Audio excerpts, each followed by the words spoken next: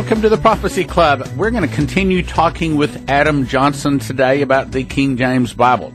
This guy does a seminary course that has 197 questions, 150 journal pages.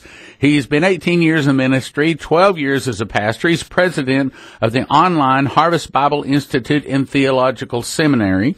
He's done over 150 conferences and debates defending the King James Version. He says the King James Version is the only English inerrant version. It is the easiest to read and the most popular version. It is also the best version of all languages. We're going to have him in for 3 evenings to make 3 DVDs.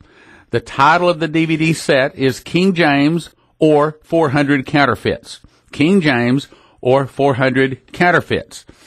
He's going to be speaking January 26, 27, 28. That's Friday, Saturday, Sunday. And that's Sunday morning. That's Friday evening. We ask a gift of $10 at the door. Friday and Saturday evening. Sunday morning is free. January 26, 27, 28 at the Spirit of Prophecy Church Prophecy Club on the corner of Park and K in Plano.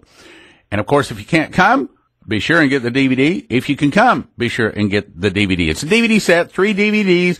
We're asking a gift of $45. Topics are why King James, inspiration and preservation, biblical comparisons, arguments against King James, deception of secular humanism. Today we're going to be talking about manuscript history, numbers, how we found the truth, how we arrived at where we are today. Adam Johnson, welcome back to the Prophecy Club. Thanks a lot, Brother Stan. I appreciate the opportunity to be back again. All right, you wanted to talk about manuscript history. Tell us more about it, brother. Okay, great. So one of the main things that we have to consider when choosing a Bible today is where we're getting those Bibles from. Now, we spoke briefly a couple of weeks back on the program about the basics of these things, the Alexandrian or the Egyptian or the Antiochian roots of these manuscripts. But today I'm just going to do a little bit more low-level information because I want your crowd to have, some information about what these really mean. So the first thing, Brother Stan, that you might be interested to know, when we say manuscript today, it fundamentally means something different than when we say it regarding a Bible manuscript.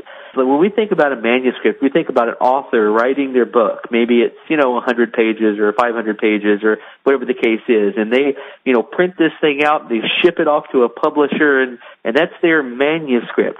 But when it comes to the Bible, that term is a little bit ambiguous, and it's a little bit misleading, frankly, because manuscript doesn't really have to be a collated set of pages at all. In fact, of all the available manuscripts of the Greek attestation to the New Testament, about 80% of it is a little bigger than the quarter of a size of regular paper. So we're talking about sentences, pieces, in most cases. Now, of course, there are some lectionaries and there are some bigger volumes of complete books, but those are the exception to the rule and not the rule. When you look at this through the eyes of church history, it's even more marvelous than we can see even more of God's providence in preserving and taking care to the text to deliver it to us in the manner that He expected us to have it in, because with all of these, it's not like somebody delivered us a UPS delivery with packages full of completed Bible books. It's not how it happened. We have a piece here, a fragment there, a number there, a lectionary there. So being able to put all these things together is important. Because of this, there is a complete science built around what they call, quote, textual criticism, and there is real, good, legitimate textual criticism, and then there is the kind of fakery that goes on primarily today when it comes to new Bible versions that cause all this confusion in the first place. When we look at a manuscript, we're looking at a complete original of that author's work is generally what we're talking about. When referring to a Bible manuscript, we're talking about tiny pieces of a verse, some entire books of the Old and New Testament, some are just a phrase of Scripture, and some are just 2-inch square scraps of paper. So we have to be very careful when we're in this discussion, when we're having this discussion with our friends on the other side of this argument who may disagree. Saying manuscript is really not a fair term to use because most of them aren't manuscripts as we think of them today. when you see a Bible that reads, and many of you have probably seen this before, if you have a newer Bible, and Lord willing, maybe you've switched from a newer Bible to the King James, but if you look at one of your newer Bibles, for instance, take the NIV, who is the greatest defender, you'll find a phrase under many scriptures that say the oldest and best manuscripts read XYZ, or the oldest and best manuscripts do not include verse XYZ. The thing that they don't really tell you about those oldest and best manuscripts generally are which manuscript they are using. And so why this becomes an issue is if we have, let's say, 100 different manuscripts that attest to 1 John 5:7, which of course is one of the greatest, if not the greatest, Trinitarian teaching Bible verse in the entire Bible, which is pretty much absent from every Bible since 1881. At least if it is in there, it's usually relegated to a footnote like the one that I just spoke about. The trouble with this is that most of the attestation from the church fathers and from the early writings of the church show that the verse does belong there. And, of course, we have lineage to back that up, which means, of course, that the King James Bible is right. I mean, no surprise there. But based on a witness of only 2 to 3% of manuscripts, they've removed this verse in most modern Bibles.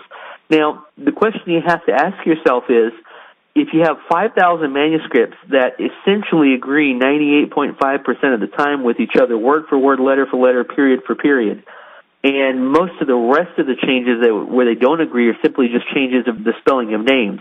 For instance, Noah in the Old Testament based on Hebrew, Noah, to Noah in the New Testament based on the transliteration from Greek, Noe. Same person, just a different spelling of the name.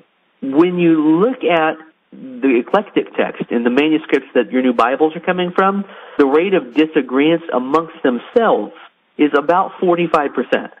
So if we were to go grab 2 glasses of water and we were to mix a teaspoon of salt in one, that might make a good cure-all for a sore throat. But if we're going to go pour a pound of salt in the other, chances are it's going to make you sick. So there is a definite difference between these manuscripts where they came from. The 2 major ones, although there are many others, and again, just for sake of the length of time we have here together, I'll simplify this into Sinaiticus and Vaticanus, but just keep in mind that is a simplification. There are more manuscripts on their side of the equation, but basically they're represented by Aleph and B, or Sinaiticus and Vaticanus, and there's some interesting truths about it that you may like to hear. And I'm not going to read this whole quote, but I want to share with you just a quick 2 or 3 sentences that Dean John Bergen had to say. For those of you who aren't aware, Dean Bergen was a contemporary of Westcott and Hort, who were the main editors-in-chief of the Greek text that ended up being used for the Revised Standard Version of 1881, which is where this lineage of New Bible started. He says this: singular to relate, Vaticanus and Aleph have within the last 20 years established a tyrannical ascendance over the imagination of the critics, which can only be fitly spoken of as blind superstition. That's a pretty big accusative from a man who is in every way the equals of these 2 alleged scholars, Westcott and Hort. He finds that in all, 7,578 Greek words are missing from Westcott and Hort's text versus the received text that the King James Bible comes from. So think about this for a second. If you have a Bible that has roughly 600,000 words in it in the English language, as the King James Bible does, and translated from about 125 to 135,000 Greek words, and suddenly you get to the allegedly comparable Greek text of Westcott and Hort, which has almost 10,000 words fewer, the result, of course, in English is that you have fewer words. So you've affected many things. First of all, you've definitely affected the Word of God negatively. Secondly, there's a lot of half-truths that nobody tells you. Think about this for a second. Now, while of all the 66 books of the Bible, we have attestation in the received text line, that is the lineage of the Reformation Bibles leading up to the King James. What we don't have is the same thing in the Sinaiticus. And here's something the New Modern Bible versions, and Stan, you might be interested in hearing this. The New Bible version editors will never tell you this. The text of the Old Testament in the Sinaitic manuscript includes the following passages: Genesis 23:19 through Genesis 24:46. That's it. The whole rest of the book of Genesis is missing. Wow. Yes, sir. And here's what's interesting. Think about this, for all your listeners, think about this as I'm going through this, and ask yourself the logical question. if this is the text they have, where did they get the rest of the text? Leviticus chapter 20, verse 27 through Leviticus chapter 22, verse 30. The whole rest of the book of Leviticus is non-existent. Numbers 5 through Numbers 7, the whole rest of the book of Numbers is missing. 1 Chronicles 9:27 through 1 Chronicles 9:17, the rest of the book of 1 Chronicles is missing. I've got a little story here for you. I've got a little story that I think will say what you're trying to say here. In my early days of coming to the Lord, this was many, many, many years ago, I was raised King James. Of course, it was the only Bible around then. And then, of course, like everyone, when the NIV version came out, everybody thought, oh, hey, this is easier to read. And a lot of people were jumping to the NIV. And I got a computer program, and it had both NIV and King James. I was looking up something in the NIV that I knew was in the King James, and I couldn't find it. I jumped to the King James version, and boom, there it was there. So my Bible version had the ability to put King James on one side and NIV on the other side. And I thought, hey, something wrong with this NIV version, because it wasn't just a word or two missing. It was an entire verse. I thought, man, how do these people expect to go to heaven? Not only, just making one little change in a jot or a tittle, as in a crossing of the T or a dotting of an I, is the easy way to think of that.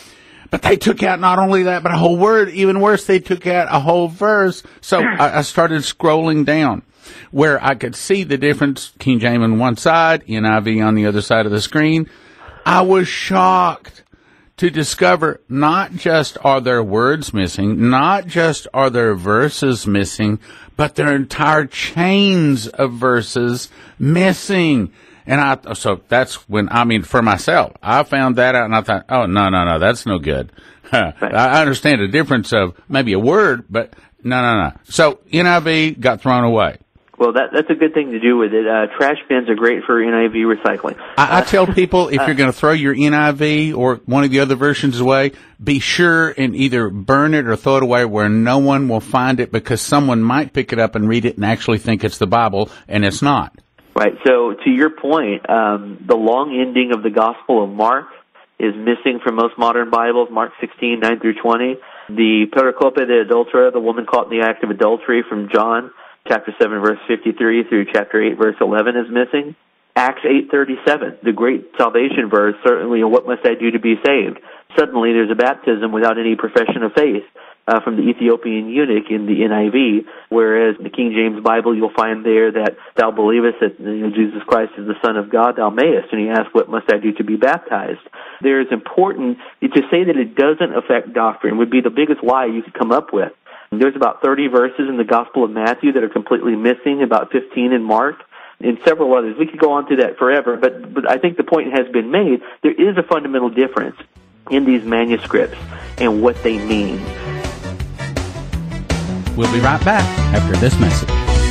I memorized the book of Revelation, and in the process, God gave me 12 awesome revelations. Jesus is not the primary message of Revelation. What is?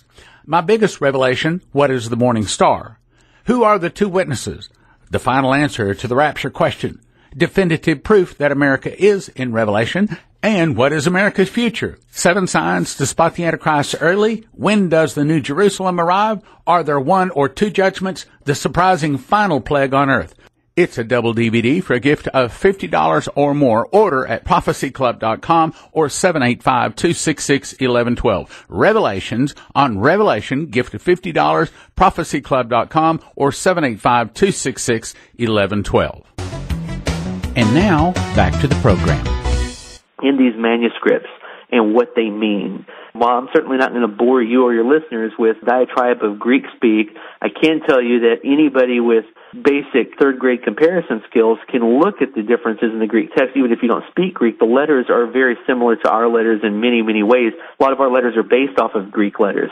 You think about all the times we say, alpha and omega. That's the first and the last letter of the Greek alphabet. You have a beta fish. It's actually named after the Greek Isles, beta, and the second letter of the Greek alphabet. You have Greek Orthodox fraternities. There we go. Alpha, Kappa, Phi. These are all Greek letters. So when you say it's all Greek, to me, it really is. It's Greek everywhere. Just the basic construction of the Greek sentences, one to one. They're not the same. They're not even close.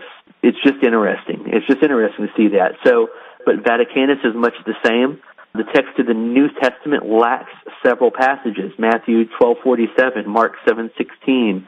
The end of Mark and Vaticanus, this is interesting, Brother Johnson, the end of Mark and Vaticanus, which Sinaiticus completely omits, the long ending, it contains an empty column after verse 16:8, suggesting that the scribe who modified it was aware of the missing ending, and it fits perfectly in the column with the amount of space it would take to write in the last 11 verses of the book of Mark that are in our Bible but not in yours, if you're using a new version.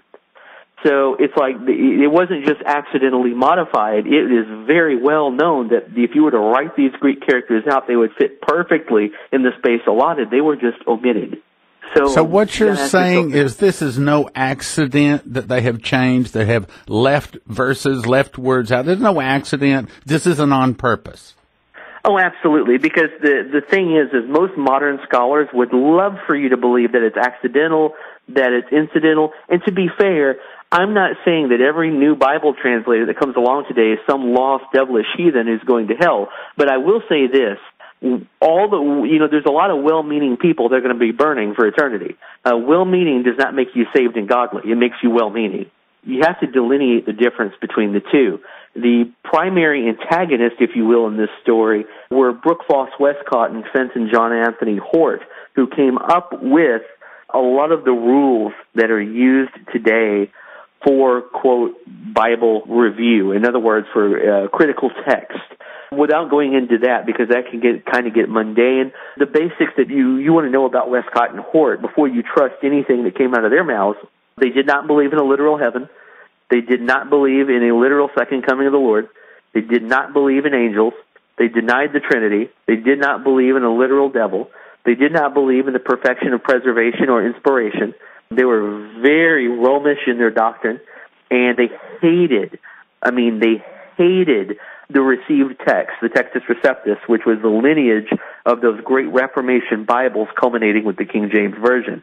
Westcott and Hort, and again, you may find this interesting, they also founded two occult societies. So the Hermes Club and the Ghostly Guild, which were both seance-oriented, basically devil-worshipping entities, as of course were commanded in the Bible to not be diviners of spirits.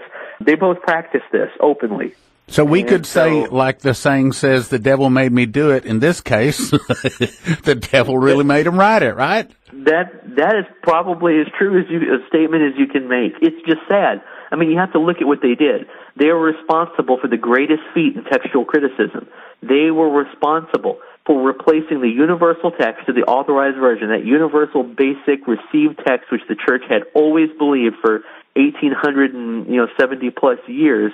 They had managed to replace that with a text known only to them, which is promulgative and culminating from different sources, edited heavily by them themselves and reflecting their own doctrine and mistrust of certain key doctrines in the Bible and reflect their own theological biases. So you don't have anything near truth with them. And even though many of your critics today, text critics, they'll be fast to point out, oh, no, we don't use their text anymore. That is true to a certain degree. But they still do use the method of text criticism that both Westcott and Hort came up with, which is intrinsic probability, genealogical method, familial grouping. Again, stuff that we really don't want to go into right this moment, but suffice it to say they came up with a set of rules that basically played favorites with their text to make it superior, quote unquote, to the commonly received text so that it would be used for the basis of this Bible. Okay, question. I know that the Westcott-Hort text is where the NIV was basically written from. Out of the other 400 New Age, corrupted, not inspired versions, roughly how many of them also use the Westcott-Hort text? Okay, so again, it's important to make a distinction. The Westcott and Hort text in and of itself is not primarily used, but what is used is Westcott and Hort's methods of conflation, their intrinsic probability, their ideas about criticism. And so what you get today is Sinaiticus and Vaticanus, which is a little bit different in many places than the text Westcott and Hort invented, basically. But what you find is, as far as that lineage is concerned, those people that are kind of following in their footsteps, honestly, easier to name the amount of Bibles who don't use it And really major, when you come to major publications, the only other one who doesn't use it is the New King James. And even the New King James is hard to trust because about 14 to 1,500 times they did, in fact, deviate from the received text, which was the basis of the King James, to the eclectic text, just to, quote, make it a more easy reading. So you really can't even trust that. Okay, Frankly, well, before we get away Bible, from what you were just saying there, to make it clear, the NIV, in my opinion, and you correct me if I'm wrong, you're the expert, is the worst of the new versions. But how about the New King James? But I think that the NIV and the KJV are both on the same scale because one leads to the other. Many people out there who may be thinking to themselves, you know what, the King James Bible is hard to read. Well, let me ask you this question. When did you decide that? Think about this, brother. We live in a weird world where we're told constantly that we can't believe and understand the King James Bible because it's too hard to read. But yet at the same time, we're touting how intelligent and smart and modern we are. So what we're saying is, in 1950, every church in America who wasn't a Catholic church could easily use, memorize, and remember the King James Bible. 4-year-olds in Sunday school memorizing King James scriptures. But now, in 2017, suddenly we can't read it. First of all, we ought to be asking ourselves who benefits from saying this. And the person who benefits from saying this is Satan. And then what he does is, after he convinces you not to be able to read it because you've told yourself that you can't, your next logical move is, let's go to the New King James. It's easier. There's no these and thous. But it also pulls a bait and switch about 13 to 1,400 times where the text you're getting is not the same. So once you deal with that issue, what's your next logical step? It's further away. Well, the New King James is still kind of archaic. Maybe we can get to something modern. Let's use an NIV or an NASB or, an LMNOP, the version of the Wheat Club. What happens when you get there is you arrive at a position that is untenable from a Christian perspective. Because if we're going to say, okay, this is the Bible, this is what I believe, it's inspired and preserved and perfect, we can't then back from that position into another position that is, it just doesn't hold any water. Where does it stop? Do we go from the NIV to, the Jehovah's Witness Bible? Do we go from there to the Book of Mormon? Do we go from there to the Pearl of Great Price? Or do we go from there to, what do we go to? We're on a downward spiral of making it, quote, more user-friendly. And you'll notice something else, Brother Stan, is as these Bible versions become, quote, easier to read, they also become more inclusive and less judgmental, which is a reflection of the social justice warrior culture in which we now find ourselves, which thinks that it has the right to correct the Bible. A great example of this would be the Queen James Bible, which is a homosexual-leaning version of the King James Bible, which is literally 100% the King James Bible everywhere except for 9 verses, which they modified the understanding and the fundamental meaning of the Hebrew words in order to make it seem as though God has no problem with homosexuality, which is very clear from anybody, from even an elementary child reading the book of Leviticus, that is simply not the case. So it changes fundamentally everything. When you change one word, you ask me, am I okay with changing one thee or thou or you, your, or thine or whatsoever or whosoever? No, I'm not. Because as soon as you do, you have license to change the next word. So people are listening and they're asking themselves, so why should I come to the meeting? Why should I get the DVD? What would you say in answer to that? First of all, understanding the Bible, since it is the way by which God has spoken to us, it is extremely and vitally important to understand why we believe it. Think about this, Brother Stan, that most people cannot answer the simple question, why do you believe the Bible? This set of DVDs, they're made literally to answer that question. Not just because it's history, not just because it's what my granddaddy used, not just because of any of those reasons. You will leave with an intrinsic amount of information that not only you can be able to defend the Bible, but you can take rest assured that there are real reasons. God himself has provided you to believe his words. And since the words are the issue, that's very important. We've seen a lot of success with these in the past, and many people that come the first time will come the second and the third or the fourth time and bring folks and that kind of thing. It's a great, great bit of information. So you're saying that the number attending actually grows each evening?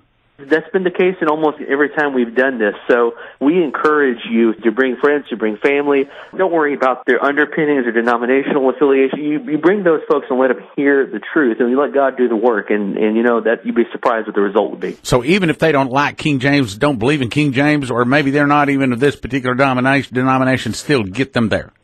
Oh, absolutely, absolutely. Because, how are you ever going to spread information if not to your detractors? Everybody who agrees with you already agrees with you. The real sign is can we get the opposing folks there? Let's have a real conversation. Let's have a real prayer time about this and make sure that we can actually show them and ourselves that this is more than just some tradition that we're carrying on, but really it's a belief that God has done exactly what he said in inspiring and preserving and delivering to us in perfect form the Bible for us today. All right, brothers and sisters, he's going to be speaking and making 3 DVDs. We're calling the set King James Version or 400 Counterfeits. King James or 400 Counterfeits. Topics are why King James, inspiration, preservation, biblical comparisons, arguments against King James, deception of secular humanism, manuscript history, numbers, how we found the truth, how we arrived at where we are today. It's going to be a 3 DVD set, gift of $45. He is going to be speaking at the Spirit of Prophecy Church Prophecy Club, corner of Park and K, 2540 K Avenue. Friday and Saturday, doors open at 6. He'll be speaking from 7 to 10:30. Sunday morning, doors open at 8:30. He'll be speaking from 9 to noon. Again, corner of Park and K in Plano, Texas. And you get the DVD for a gift of $45, or Friday and Saturday night, we ask a gift of $10 at the door. Sunday morning is free.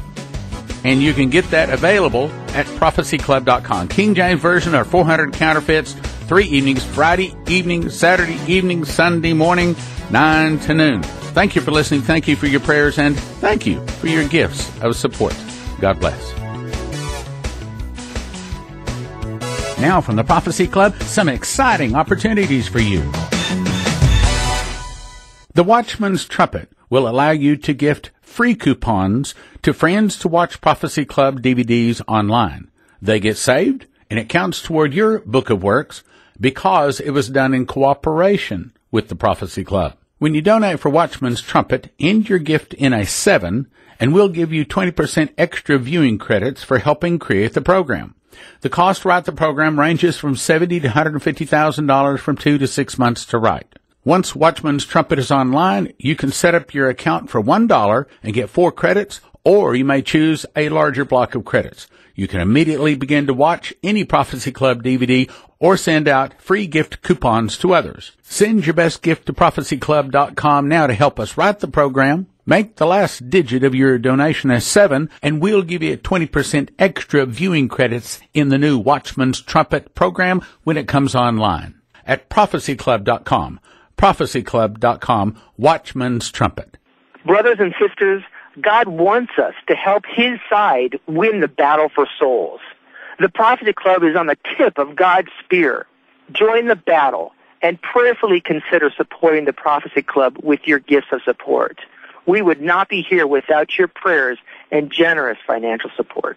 So, we get our taxes cut, and maybe Trump even fixes our health care. Well, you don't have to be a Bible prophecy expert to know we're still headed for troublous times, and gold and silver is still one of the best ways to preserve your assets for the coming trouble. The question is, what's best for my situation? Gold or silver? Bars or coins? Spot collectible or junk coins? Call my friends at Redwood Gold Group and ask for a free gold kit to get updated, because not all gold is equal. And ask for a free IRA kit, which will help you to make your decision to place gold in your IRA or not. And with a minimum order, you can get a free safe, which allows you to store your gold at home and still keep it in your IRA. Call 800-696-6414. 800-696-6414. It helps Prophecy Club. That's 800-696-6414, and mention Prophecy Club when you call. RedwoodGold.com. RedwoodGold.com.